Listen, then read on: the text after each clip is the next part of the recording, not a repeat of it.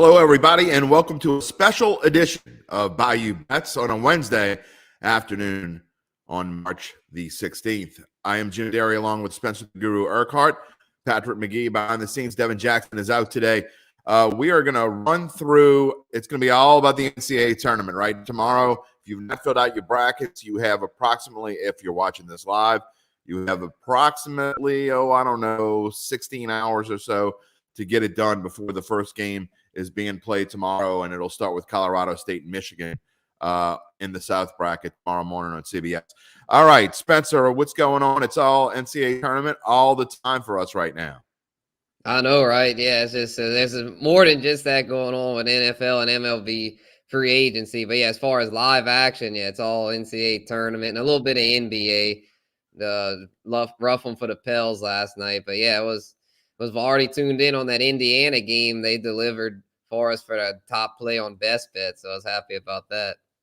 And we also have the Vasbar tournament in golf going on. We don't have time to talk about it today, so we're just the TPC being last week. It is a pretty nice field though, so take a look at what's going on. I'll give you one little tip if you want to play the Vasbar. Jason Kokrak, that is my tip of the day. Just bet him top 10. Okay, he's made every cut he's played in this season. He's been playing a lot better. So we'll take Jason Kokrak in the tournament coming up this weekend. But first, I want to talk to you about Caesars Sportsbook, the official odds partner of Bet.NOLA.com. And here it is.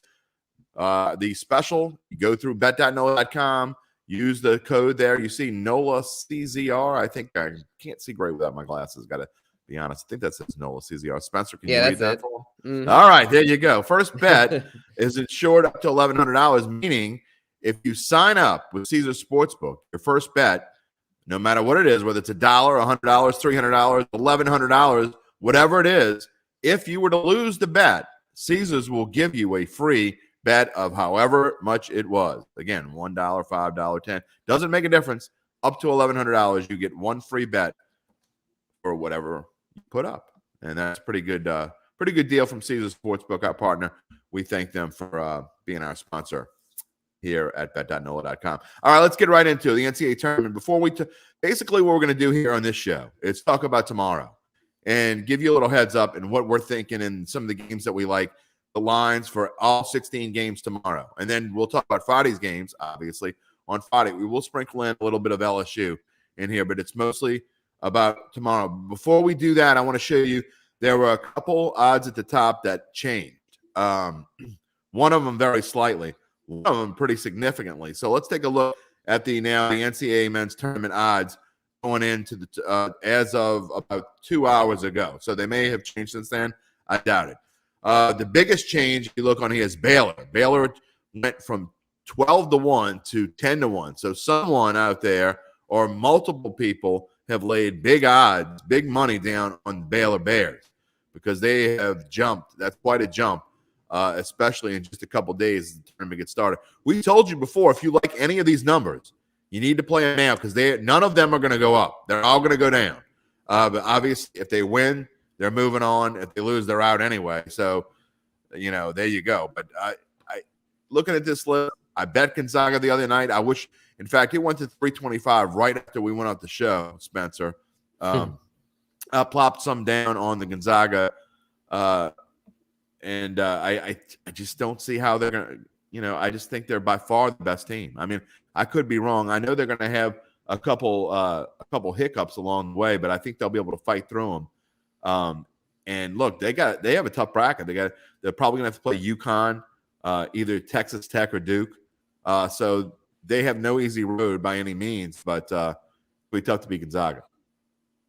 Yeah, I feel like their road is a little easier than any of the other regions. I feel like they got a fairly good draw, so I think they'll get to the Final Four. But yeah, it always goes back to the concern of being in the West Coast Conference as opposed to a more powerful conference. Will that eventually get to them?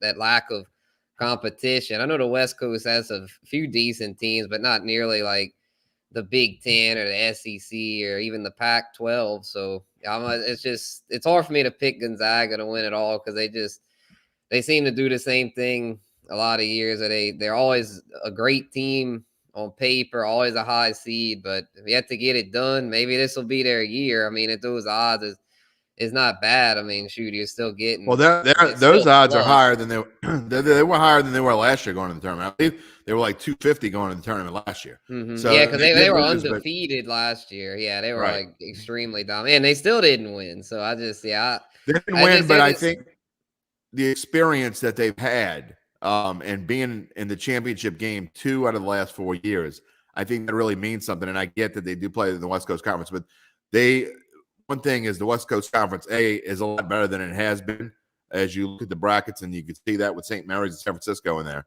But also beyond that, the experience that they gained from being in those championship games, I think, is going to make a huge difference. Mark Few is really just waiting to get that victory to put on his Hall of Fame resume. So, and then we look down at the bottom, we see LSU at 100-1. If you feel like putting down $10 to win 1,000, heck, why not? I don't see it. I think if you ran this tournament 100 times, I don't think they'd win. But maybe, who knows? The Fighting Tigers of LSU, they better enjoy this tournament because we don't know what's going to happen to them after this is over with all the stuff going on with the trail of mess that Will Wade has left behind. We have no idea what's going to happen going forward. So this may be the last tournament that LSU plays in for a while. We hope not, but certainly could be. All right, let's jump into Thursday's action. And when I want to take a look first at the early slate. Oh, you put that is not the right slide. Yeah, there you go. We're not going to do region odds today. We're just going to talk about the games. we got our regional previews up on NOLA.com. Hold on. That is not the correct slide either. Let's start with Thursday's early slate, which is the games that start at 11:15 a.m. We'll get it for you in just a minute. But I can tell you that it starts with, in the South region, Colorado State is a 1.5-point favorite over Michigan. That starts at 11:15 a.m. on CBS. Also in the Midwest, you got Providence, 2-point favorite over South Dakota State, which is kind of surprising to some. A 4-seed, Spencer, only a 2-point favorite over South Dakota State. Hence, why I picked the Jackrabbits in my bracket. Yeah, I did too. Somebody knows something. Yeah, Providence is a team that's been skating by all year in real close games and stuff. They just seem like a team that's prone to get upset. And even I think South Dakota State could very well get it done. They're definitely the most trendy of the 13 seeds to do it. And I mean, I don't see why they won't. I mean, Providence is just not a very. I feel like they've kind of used up their luck. They've won a lot of overtime games, and they're just like, it's not a team that's really set up to make a deep run. And Providence has been in their, I think they have 5 losses, and they lost to the 3 of those losses were like by 25 points or more, including in their conference championship game, the Big East Conference Championship game. They got crushed by Creighton, and I mean crushed. So that 4-seed may be a little bit high for them. They're running to a very experienced South Dakota State team. So I do like the Jackrabbits there. And then you talk about the West, Boise State, a 2.5-point underdog against number 9 Memphis. I think that is just Memphis's rep. I really like Boise State there. And then obviously Baylor. I'm not going to lay 21, but I don't see any way Baylor doesn't roll tomorrow, Spencer. Yeah, that's a lot to lay. My gosh, 21. Hey, I wouldn't touch that. Yeah. I like Memphis though. I think Memphis they're gonna have a fire under them after they got blown out by Houston in their conference championship with Penny Hardaway. I think they're gonna win pretty good against Boise State. Oh, Spencer's got he doesn't like the West Coast teams. He's going to lay off with those West Coast teams. I like Boise State in that one, but we'll see. I don't love it, so I won't be putting a lot on that. Before we move on, though, here's my rant of the day, and they'll probably win. Michigan is actually favored against the 6-seed Colorado State. I cannot fathom. I don't understand, and I'll be talking about this on Datitude on Friday. I do not understand at all. Why Michigan's in the tournament at 17 and 14. They don't belong in the tournament, first of all. And then, not only do you put them in the tournament, but you overseed Colorado State to give Michigan the best possible draw and best opportunity to move on as you possibly can. I get the things about TV, but this is when the NCAA really gets my goat. I mean, Michigan, they're doing all these favors for Michigan for a coach who punched another coach in the face and should have been suspended at least for the rest of the year at the minimum, and really should have been fired. That's a whole nother story. But man, that really chaps my hide when I see something. Again, if I'm betting it, I'm betting Michigan. I picked Michigan in the bracket. I mean, just because I don't want them to win doesn't mean I don't think they're going to win. But then they get to run into a buzzsaw Tennessee, and we can only hope that the SEC team beats them by about 30 points. Moving on, my rant is over. We're moving on to Thursday's afternoon slate. And we start off in the South with Tennessee and Longwood. I know Longwood is one of those teams that just got into the NCAA. Spencer just became NCAA eligible. Kind of surprised. I know that is a big spread at 17, but really I'm kind of surprised that it's not bigger than that. Right. Yeah. And at least Tennessee, I don't know if people are saying they got hosed being a 3 seed, but I feel like they got a fairly, I don't say easy road, but a favorable road. You know, they should cruise in this one, and then they get either Michigan or Colorado State, should be able to cruise there. And then their next one would be but then they run into Villanova, and that's see you later. Well, I think they could get past Nova, because I mean, maybe I'm sleeping on the Big East, but to me the Big East isn't what it used to be. So I'm thinking Tennessee's road isn't too bad. I mean, shoot, Loyola, Chicago, or Ohio State could easily upset Nova. I feel like. I hope you're wrong, because I got Villanova in the championship game, so I don't see that at all. So I think Villanova is one of the most underrated teams in this entire 64 team bracket. Tennessee, we talked about it Monday. Again, we'll probably talk about it on Datitude on Friday. I still don't get why Kentucky, that should be the spot Kentucky's in. But they tried to pave the road as best they could. Kentucky, they did Kentucky all the favors in the world. Again, I guess TV and money runs the show, because Kentucky should be where Tennessee is, and Tennessee ought to be where Kentucky is. I just don't get it. But then again, I don't have Kentucky. I don't think Kentucky's road is too easy, because Murray State at 7, that's going to give them trouble, I feel like. And then the next would be Purdue, most likely, who I have going to the finals. I've got Purdue in the Final Four. I don't have them in the championship game, but still, they shouldn't be a 2 seed. For sure. Yeah, Tennessee doing them huge favors. Better. Yeah, there's no question. All right, other games that are going on. That this is the sleeper team that I really like in the Midwest bracket. Iowa is a 10.5 point favorite over the Richmond Spiders. I'm going to lay the 10.5 there, and then you got later on in that is not the. I'm still talking about the afternoon slate. There we go. Got it. Then we talked about the Gonzaga Bulldogs, 23.5 point favorite, by far the biggest favorite in this first round over Georgia State. And then in the East, an interesting game, Spence, North Carolina against Marquette. These 8-9 games, we talked about it the other day and how big they are, but and how much fun they are to watch. But you know, I picked North Carolina kind of regrettingly. I'm definitely not going to bet this game. But you know, another situation where North Carolina, they would love for the Tar Heels to move on. I'm just not a fan of them, I guess. But I picked them.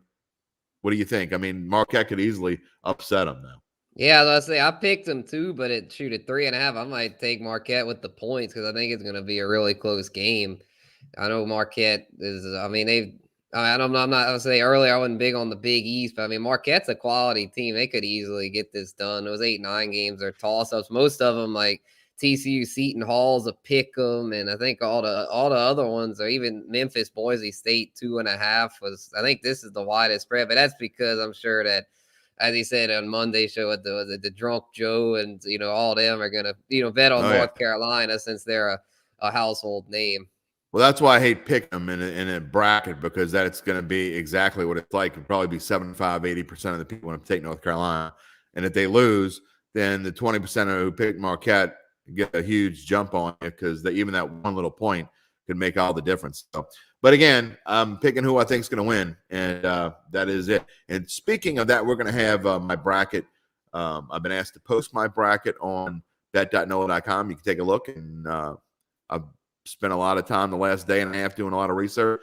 I've watched more college basketball this year than I usually do, so I'm a little bit more up on these teams. And so I feel good about my bracket, which means it'll probably stink. But these brackets, man. Yeah, every time you feel this year, I feel like since I've watched more, I'm hoping mine will do a little better this year because normally mine it stinks, but hopefully this year it ends up somewhat okay. I'm just hoping that I don't have to rip it up after Sunday. That I first know, you right? give it Yeah, that first 2 rounds, and then sometimes like I can rip this thing up. It's done. So we'll see. I think I'm gonna put a $10 little parlay on a money line region winner parlay on my Final Four. I've only gone undefeated. I've only made it to the Final Four. I think over the past 30 years, I've got the Final Four correct, which is hard to do. I've gotten it correct. I think 3 times I've done it. So this is before we could bet. So might as well throw it out there and see what happens. All right, early evening slate. This is as you're eating dinner or coming home from work, starting at 5:50. Last game starts at 6:27. Why 6:27? I have no idea, but you can check that out on True TV. This side, the West is starting first at 5:50, so they're just going to run them through 3 games in a row right there. UConn, 6.5-point favorite over New Mexico State. I think that is light. UConn, to me, a team that was underseeded. I think they ought to be a little bit higher than that. A team that when you pick Gonzaga, you got to be a little nervous because I think that they could Gonzaga could run into a little buzzsaw right there playing UConn. That makes me nervous, but I think UConn rolls there. Kentucky, an 18-point favorite over St. Peter's. I don't see the Wildcats having any trouble there. They could have an issue with Murray State later on. And then St. Mary's, the team that won last night, Indiana, wasn't all that impressive against Wyoming. Wyoming committed about 20 turnovers, I think. They missed about 6 or 7 shots around the rim. Indiana does not impress me at all, but we'll see what happens. St. Mary's is only a 3-point favorite, but we know how those teams that play the play-in game, then they do well. They usually have a little bit of roll. San Diego State, another 8-9 game. We talked about it. They're a 2.5-point favorite over the Creighton Blue Jays. What do you see here, Spence? Yeah, I see most of these going as expected. The only one I projected an upset is Indiana. I think they're being battle tested in the Big Ten, coming off the playing game momentum. I think they'll be able to upset St. Mary's, and then 8-9 will be close, I'm sure. But I'm gonna finally go with a West Coast team here. I'll show San Diego State a little love. Yeah, well, I think my play here is I'm probably going to take the Gales, St. Mary's, and I love the whole idea of playing game and teams getting on a roll and things of that sort. But I think St. Mary's is much better team than Indiana. So, and then again, I do like UConn, and I hate picking favorites, but those are the 2 that I like there. UConn and St. Mary's are my 2 favorites there. Let's go to the late evening slate. After you've had dinner, after you put the kids to bed, you can chill out. This is probably the game where you can actually enjoy it a little bit, depending on how old your kids are. I probably won't be enjoying until maybe the second half of the second half, but we'll see. Starts off at 8:20 with the SEC game, and this is one of my upsets of the tournament. The Arkansas Razorbacks against the Catamounts of Vermont. I'm picking Vermont here. I'm not just picking them against spread. I'm picking them the money line. And then Murray State, a 1.5-point favorite against San Francisco. UCLA, a big favorite over Akron. And I think UCLA, I don't have them in the Final Four, but it would not surprise me if they make a return to the Final Four. Big favorite over Akron. And then the 1 seed, Kansas, another play-in game. Texas Southern had to play in. They looked pretty good for Johnny Jones last night, but they're 21.5-point dogs to the Jayhawks. Spencer. Yeah, I think they might actually be able to cover that because it's such a wide deal, and they looked pretty good last night. Obviously, I think Kansas will win, but Kansas isn't that imposing for a 1 seed. I feel like the top 2, Gonzaga and Arizona, were really the only 2 clear-cut teams as far as as being top seeds. So I could see that being a dog covering, and then UCLA I think should cover. Murray State I like, and shoot that. I know you like Vermont, Jim, and I could see why they could be a potential. They're probably the other 13 that could potentially make some noise, but I probably would have to go with Arkansas. I think they should be able to do it by 5.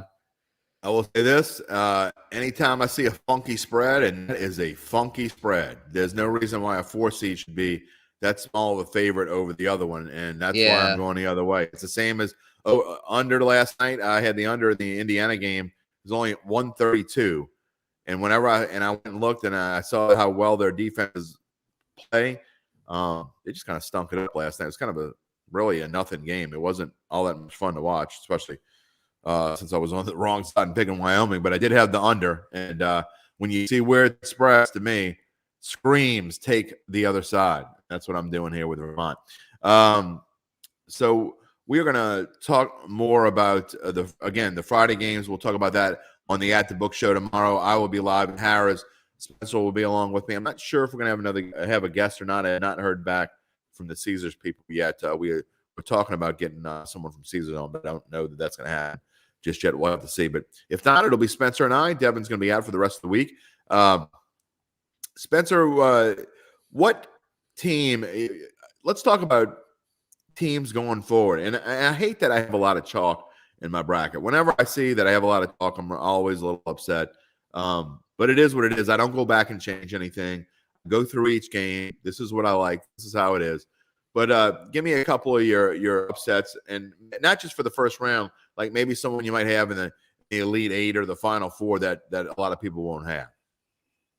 All right. Yeah, going through my bracket here. I see. As far as the Sweet 16, I was like, I have the Loyola Chicago in the Sweet 16. But yeah, looking at it, it's kind of probably a little more chalk than I like. My Final Four, I've got Purdue and Auburn in there. I think they'll both go far. And for the Midwest region, my Elite Eight, I think it's the same as yours, Jim. Iowa and Auburn. I think Iowa's a good bet to go far. And then I got Tennessee going. And on their side, Texas Tech, I got over Duke. That was one I was torn. I was thinking, well, with Coach K, it's tempting to just go with the chalk with Duke. But I was like, you know what? Texas Tech's a quality team. I think they're going to do it. And then UCLA Purdue, I have in there for what region is that? The East. UCLA Purdue is in the East. Yeah, I was like, I get confused. UCLA is on the West Coast, and they put them in the East region. So I've got them two. Yeah, I got them two going. So yeah, it's not all chalk. I mean, I got some different stuff. I mean, I try. That's kind of what I usually do. I try not to go too crazy with upsets, but I also like to throw in some different stuff because there's no way it's going to all be chalk. Every year is a bunch of crazy stuff. And then Purdue, Arizona is my finals. I have more chalk in the beginning and less as we go forward. My Final Four is Gonzaga, Purdue, Villanova, and Iowa. I got Gonzaga beating Villanova in the championship game. And really, to me, it's kind of about coaching when you get here. And, that's why you talk about Duke, Texas Tech. And I did take Texas Tech kind of begrudgingly after going through it. I just don't like the way Duke's been playing. And I know that it's, I put a huge bet down on Duke before the season on a future. I hope I get it. Then again, I got Gonzaga. So I really hope Gonzaga plays Duke. I hope my bracket is wrong there. I hope I messed that one up. But I just don't like the way Duke's playing. So I think Texas Tech has been playing pretty well. I mean, they've been stumbling. You got to go with what you think. Yeah. Mm-hmm. So, my other upset special was in the Sweet 16 is Murray State getting there over Kentucky. I talked about it on the Monday show, and I know Jeff Duncan's rooting for that one. Yeah, that is a battle of Kentucky. I hope you're right because I only have Kentucky going one round past that. And besides that, it would bust up a ton of brackets. Right. But I don't see it. But I will be interested to see how tight that game is. And remember, Jeff Duncan's big tip was, he said if a high seed has a tough first-round game, more times than not, they cruise in the second round. And conversely, a high seed that cruises in the first round, more times than not, struggles a bit in the second round. So when you're looking at spreads, think about that going forward. And when you get to this weekend in the second round, that could play huge. And I think he's right. When you go back and look at some of these games, and that is often the case because I remember Kansas played UNO back. It's been about 25 years or so ago, and Kansas was a huge one of the years I think they went to the Final Four, and Kansas barely beat UNO. They had to scrap and claw and pulled away, and then ended up winning by 6 at the end. And I can't remember who they won the next game, but I remember that they won by like 35 points in the next one. So It happens, and I'm not just using that one, but it happens more often than not, I know, going along. So watch those 1, 2, and 3 seeds. If they struggle in the first round, bet them, give the points in the second round, and conversely do the opposite. The opposite is true. All right, let's talk about LSU just a little bit here. We only have about another 5 minutes left in the show. But you got the LSU men. Their line has stayed steady at -4. I see a lot of the pundits and the prognosticators have been picking Iowa State. And I don't hear any good reasons why they're picking Iowa State. I think it's more of the coaching situation. They don't necessarily say that, but all the people that have picked Iowa State, the Jay Billises of the world, the Andy Katz of the world, none of them gave me a good reason why they picked Iowa State. In fact, Jay Billis said LSU's a better team. So I'm not sure why he would pick Iowa State to advance there. I actually like LSU in this game. I'm not going to bet on it. Like I said, they're such a wild card. I don't think we know what we're going to get, Spencer, but I think LSU is going to win this game. I don't think they're going to beat Wisconsin, but I think they win this one, and I think they win this one going away. Yeah. I could see myself maybe betting on this because I don't like Iowa State at all. Like I said on Monday, I don't even see why they made the tournament. To me, their resume wasn't that good. I know their record's pretty solid, but they didn't seem to have a whole lot of quality wins there. They just, I don't know. And then they had some bad losses. I think LSU gets past them. That's what I'm thinking. They'll want to show that they weren't just all dependent on Will Wade. I think they're going to come out and make a statement that they're they're a good quality team with or without Will Wade. But I feel like though he is as shady as he was, he did get a lot out of those guys. So it's going to be tough for him to go past the second round. I love it. As shady as he was, you UL fan, you. All right.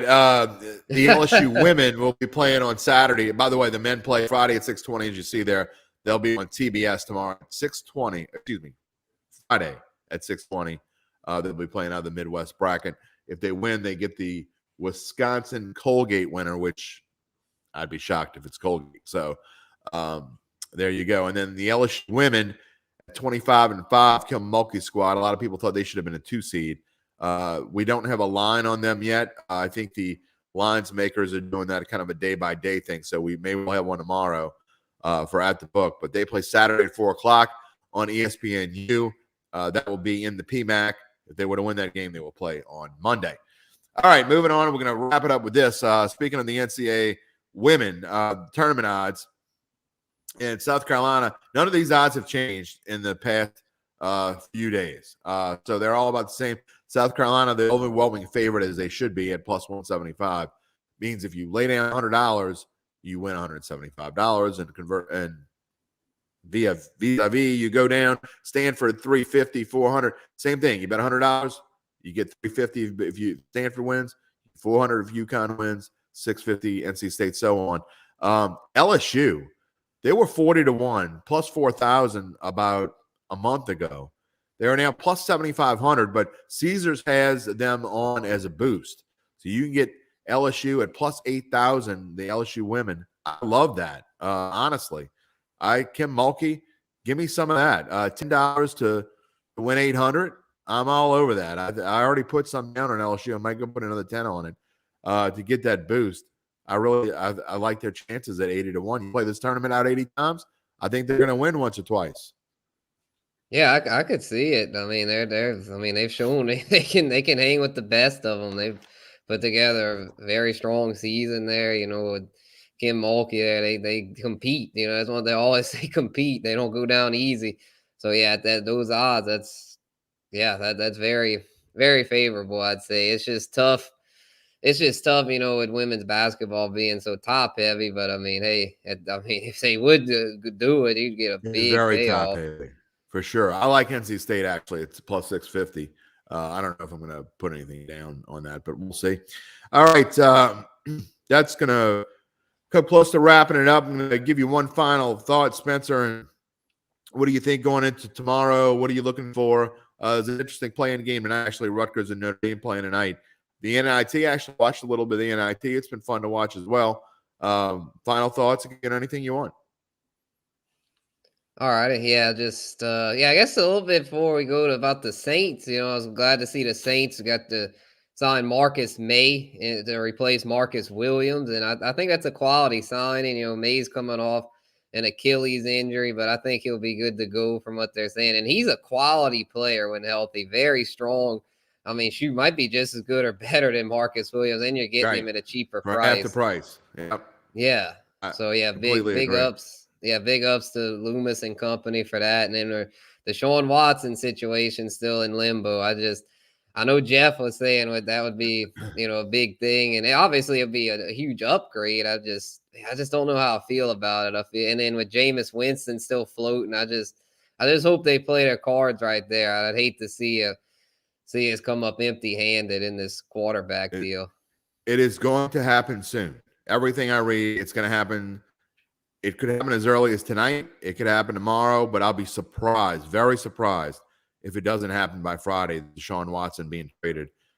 I would also be surprised if it's anyone but the Saints or Panthers. I know the Falcons have gotten the mix, but I really think the Falcons just got the mix because they're trying to drive the price up. I don't think they're necessarily serious. I know that there's talk of Arthur Blank really liking Deshaun Watson. He was a ball boy for the club back when he was in 8th grade or something along those lines. Big whoop. They got Matt Ryan under contract. They're not going to eat that salary. They'd have to find a home for Matt Ryan if they were going to do it. We'll see what happens there. But I would be surprised, again, if Deshaun Watson isn't traded by either tonight, tomorrow, or early Friday, because like we said with Jeff Duncan, they can't afford to wait, because if they let Jameis Winston slip away and they don't get Deshaun Watson, they're in a whole world of hurt. And then they got to go beg the 49ers for Jimmy Garoppolo, which I know they don't want to do, because that's really what their only option would be after that. Okay. My last thought also, just want to pass along that we'll have at the book tomorrow. We're going to be talking mostly about Friday's games. We'll be talking about LSU basketball and what we saw up to that point. I will be at the book. I will be at Harris, and I'm very interested to see what the action is going to be like there tomorrow with the first round of the tournament going on. See how many people are in the casino. It should be fun, and I'm looking forward to that. Then on Friday morning on Datitude, Jeff Duncan will be joining me to break down just about everything. We'll be talking a lot about Saints. We may know about Deshaun Watson by then. We may not. We'll certainly be talking about it one way or the other. Whether he's traded to the Saints somewhere else or it hasn't made a move yet. We'll be talking about that along with the NCAA tournament and anything else that pops up. Probably the Pelicans will come up. And we'll be talking a little bit about LSU basketball, which we'll be playing later on that evening. So make sure to join Datitude. That will be out Friday morning somewhere around 10:30. That is going to wrap it up today. We will see you tomorrow. For Patrick McGee behind the scenes, Spencer the Guru Urquhart, I'm Jim Derry. Good night, everybody. We'll see you tomorrow.